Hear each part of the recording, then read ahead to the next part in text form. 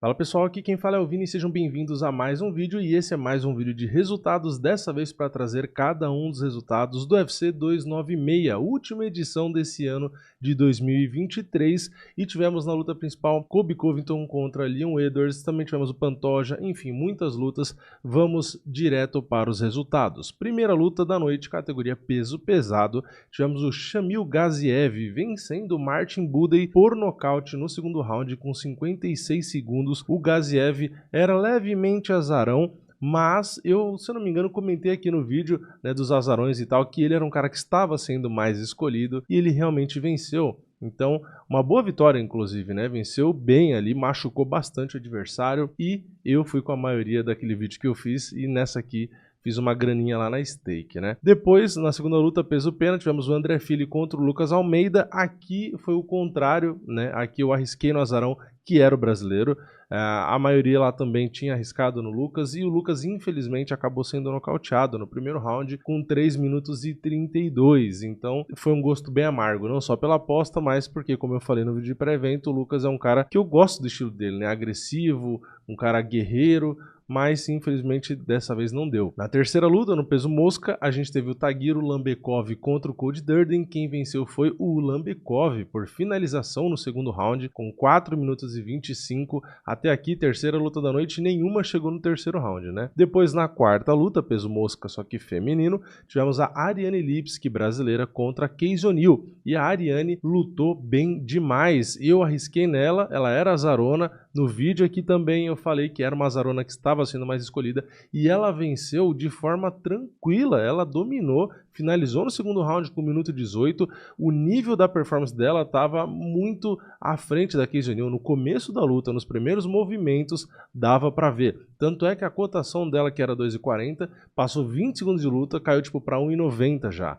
Porque todo mundo percebeu a diferença ali de velocidade, de punch, até de distância. A Casey O'Neill estava perdida, então logo de começo deu para ver que a Ariane tinha mais chance realmente de vencer, como aconteceu, né? Ela confirmou a vitória. Então a Ariane, que chegou no UFC com uma moral grande por ter sido campeã em outros eventos e tal, teve algumas lutas que, né, parecia, pô, realmente o UFC é um nível mais alto, né, não tá se encontrando e tal, só que depois disso agora ela chegou na boa fase, né, tá vencendo, tá mostrando evolução, tá com qualidade, é boa na luta em pé, é boa na luta agarrada, então, sei lá, depois da má impressão da Ariane, agora eu tô com uma impressão boa, né, parece que realmente se ela mantiver essa evolução e tal, 2024 pode ser um ano bem legal para ela, né, enfim, eu acho.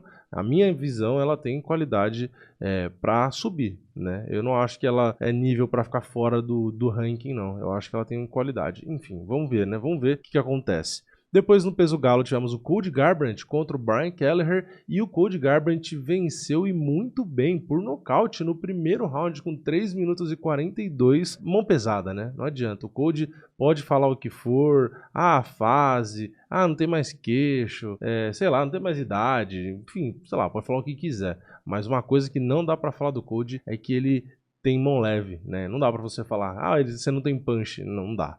O Cody tem punch, tem um boxe refinado, é rápido, tem técnica ali, né, pra bater. Enfim, é um cara que tem um estilo bonito de se ver, né? Eu não consigo ver o Cody Garbrandt não lembrar da luta dele contra o Dominick Cruz, né? E ele nunca mais lutou daquele nível, mas ainda assim, contra caras como o Brian Kelleher, que não é nada de excepcional, realmente o Cody só precisa de um lampejo do que ele foi no passado para vencer, né? E acabou vencendo, era favorito e venceu. Então, até aqui, 5 lutas, nenhuma até o terceiro round. Aí a gente vai para a próxima, que foi para a decisão, né? Depois de nocaute, nocaute, finalização, finalização e nocaute, a gente teve a luta que foi para decisão. Aí você pode até pensar, se você não viu o card, né?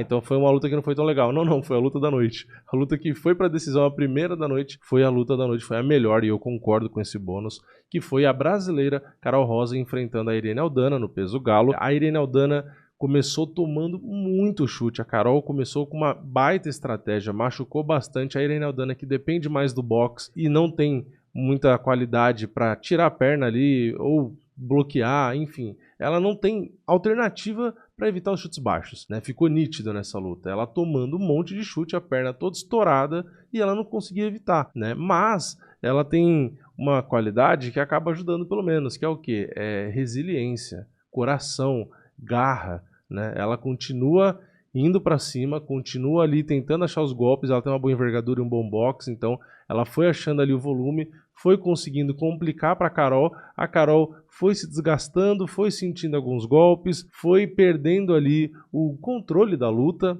né? Acabou deixando a Irene confortável e com isso a Irene venceu 2 rounds e ganhou a luta. A luta realmente foi muito boa porque teve toda a superação da Irene Aldana, porque o tanto de chute que ela tomou ali foi complicado, então ela conseguiu se manter na luta, conseguiu conectar os golpes dela, ser fria, né?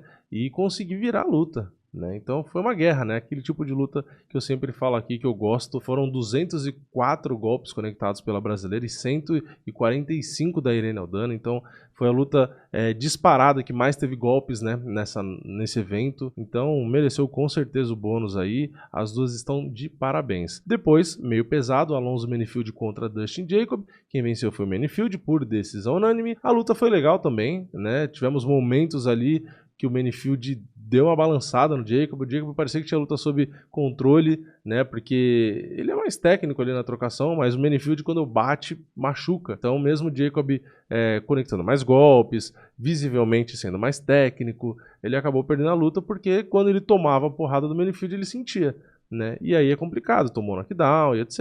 Então round a round ali ele acabou sendo derrotado. Depois, peso pena, tivemos Josh Emmett contra Bryce Mitchell. E o Josh Emmett, aliás, essa luta foi pro card principal, né? E o card principal tinha promoção lá da Stake, e essa luta foi uma das que não foi até o final, né? A gente teve o Josh Emmett, que era azarão, vencendo o Bryce Mitchell por nocaute no primeiro round, com apenas 1 minuto e 57. Aliás, ganhou bônus de performance completamente merecido. Ele deu ali meio que um overhand, né, de encontro, tirando a cabeça, e pegou assim, que fez um estalo, fez um barulho, que eu achei que o Bryce Mitchell tinha partido dessa para uma melhor. Né? Fora que ele caiu duro, se contraindo inteiro, depois começou a ter espasmo, começou a tremer ali, e eu fiquei preocupado. Né? Aliás, o tempo que demorou para ele voltar ali e levantar, a surpresa que ele teve na hora que ele acordou, não sabia nem o que estava acontecendo, enfim, foi feio o negócio, feio assim a situação do Bryce Smith, mas o nocaute foi muito bonito. Né? Então, Josh Emmett mostrou mais uma vez que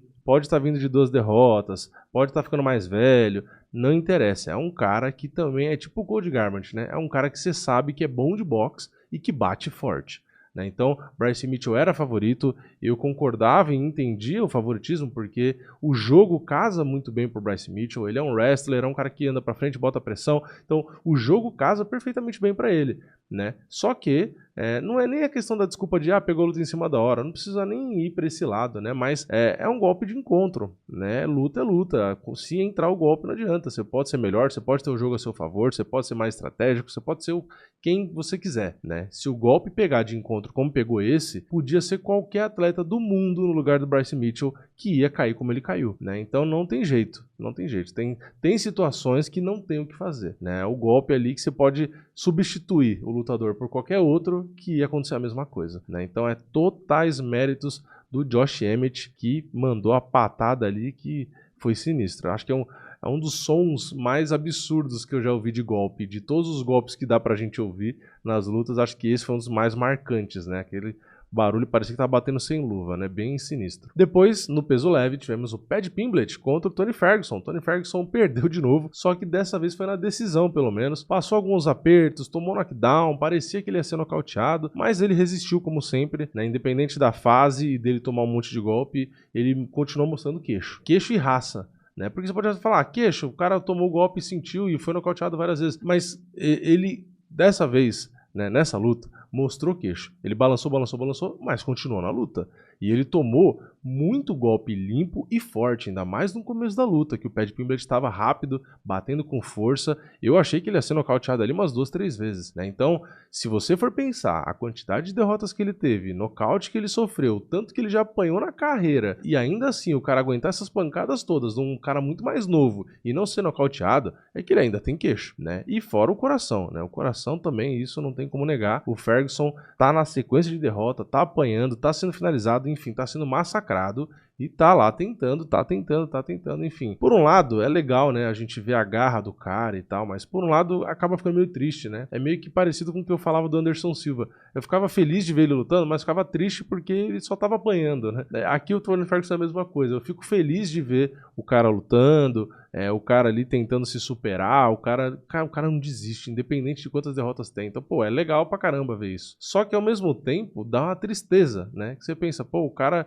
foi um atleta tão bom, tipo, precisa continuar apanhando, né? Querendo ou não, isso é saúde também, né? Enfim, acaba sendo triste por esse lado. Então, se for aqui para pesar, eu vou falar a mesma coisa que eu falava do Anderson, né? Pô, eu gosto muito de ver lutando o Ferguson e tal, mas acho que já deu, né? Acho que o ideal é ele acabar parando mesmo pelo próprio bem, né? Para ele poder viver um resto de vida aí com saúde.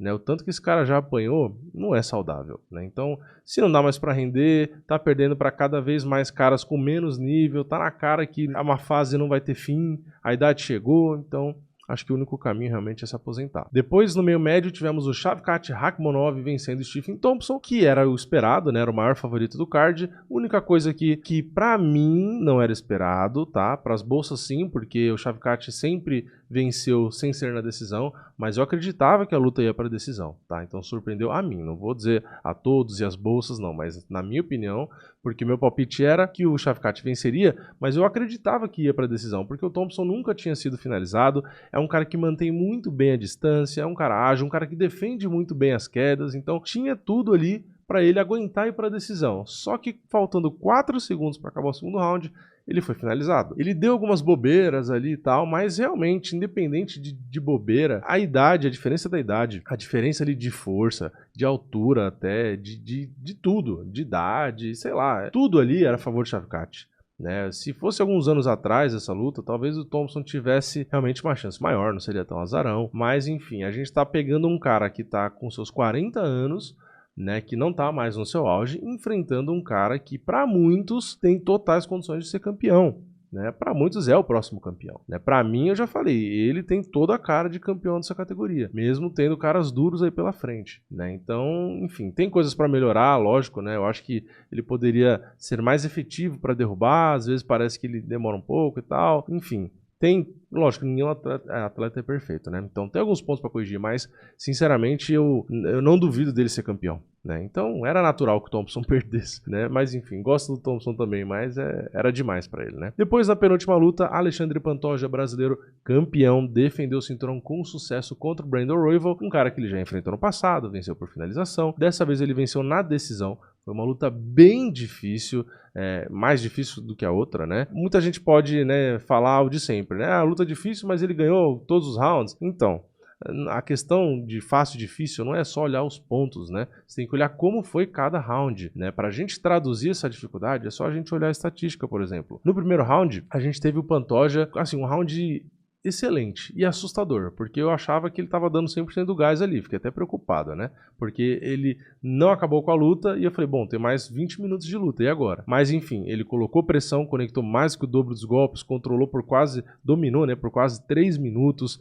aplicou queda, enfim, foi muito bem nesse round e venceu. No segundo round, ele conectou menos golpes, né? O Brandon Royval conectou 2 golpes a mais, pouca diferença, mas conectou golpes a mais, só que o Pantoja controlou por 3 minutos e 44, tinha aplicado 2 quedas, então dominou, né? Então venceu mais um round. Terceiro round, Brandon Royval de novo conectou mais golpes, dessa vez foram 7 golpes a mais dos significativos, sem contar os totais, né? Os totais foram muito mais, né? Foram 63 golpes a 23. Só que o Pantoja controlou por 2 minutos e 13, conseguiu 2 quedas, então no geral também foi bem. Ali no quarto round, mesma coisa, o Brandon Royval de novo conectou mais golpes. No quinto round também o Brandon Royval conectou mais golpes, só que tanto nesse quarto quanto nesse quinto, o Pantoja dominou por muito mais tempo. No quarto round foi por 4 minutos e 21. Então dá para entender com esses números que o Pantoja venceu todos os rounds, ou pelo menos 4? Sim. Isso quer dizer que a luta foi fácil? Não, porque round a round deu pra ver aqui nas estatísticas que 3, né, a maioria dos rounds,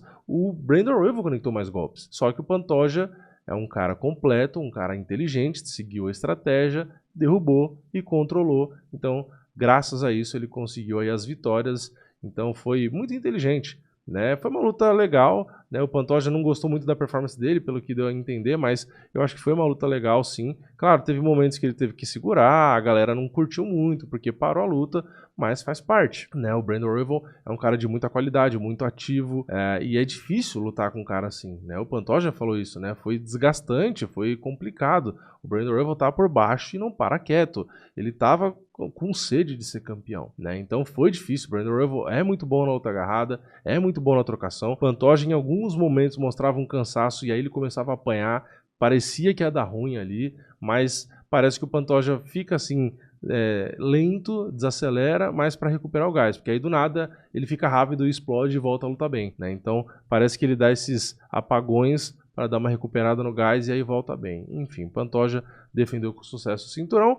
E na luta principal, categoria meio médio, tivemos o campeão Leon Edwards defendendo com sucesso o cinturão contra o Colby Covington. Aqui uma luta que eu esperava o resultado, né? Falei aqui, meu palpite era Leon Edwards por decisão, foi o que aconteceu. O que eu não esperava, sinceramente, era a performance do Colby Covington. Ele ficou muito apático, o tempo parado, né? Eu falei isso também, ele estava muito tempo sem lutar. Isso atrapalha, porque a gente junta duas coisas aqui, dois elementos, né? O Colby Covington sem ritmo de luta contra um Leon Edwards que fez uma estratégia de controlar completamente a distância. Por quê? Ele é muito bom na trocação, né? Então o Colby Covington não teria chance na trocação. E aí, justamente por ser bom na trocação e ser muito técnico, né? Ele tem esse controle da distância. Aliás, ele falou isso na entrevista pós-luta. Ele usou a distância para administrar os riscos das quedas do Covington. Então o Colby, além de não ter ritmo de luta, porque estava muito tempo sem lutar, não encontrava a distância, porque na distância, na longa, ele ficava tomando golpe e ele não tinha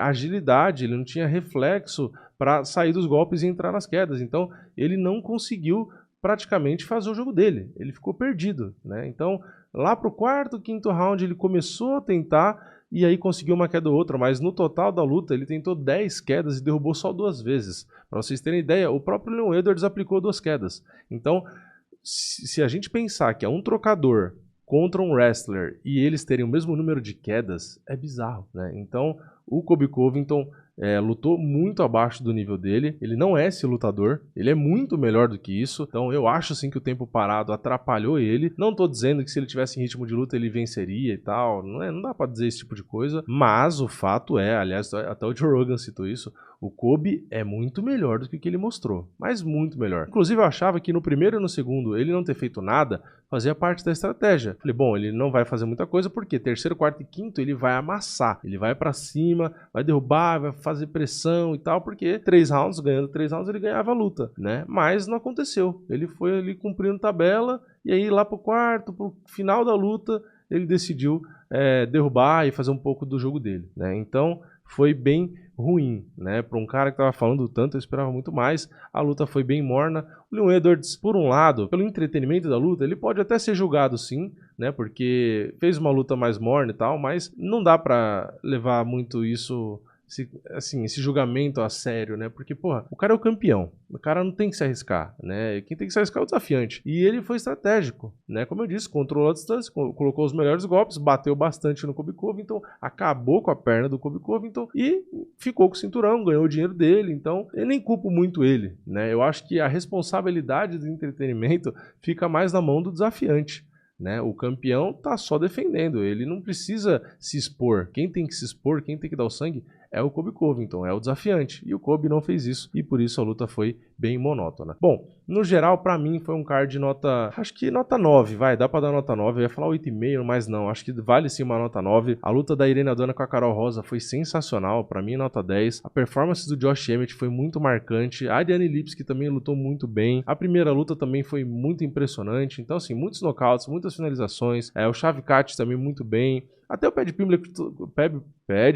com o Tony Ferguson foi legal. A luta do Pantoja foi muito boa também. Então, assim, eu acho que vale uma nota 9. Se a luta do Leon com o Colby fosse mais pegada, mais pro lado do entretenimento, mais sangue ali, mais, enfim, mais calor na luta, eu acho que até valia um 9,5, às vezes até um 10, né? Mas realmente não entregou, né? Foi uma luta morna, então acho que por isso fica nota 9 aí pra mim. Enfim, nota 9 acho que tá bom pra fechar o ano, né? Quero saber a opinião de vocês. Comentem aqui embaixo. que vocês acharam do último card. Sei lá, comenta aí da performance do Colby Covington, do Pantoja, qualquer uma das lutas. É isso, eu vejo vocês na próxima. É nóis, valeu, falou!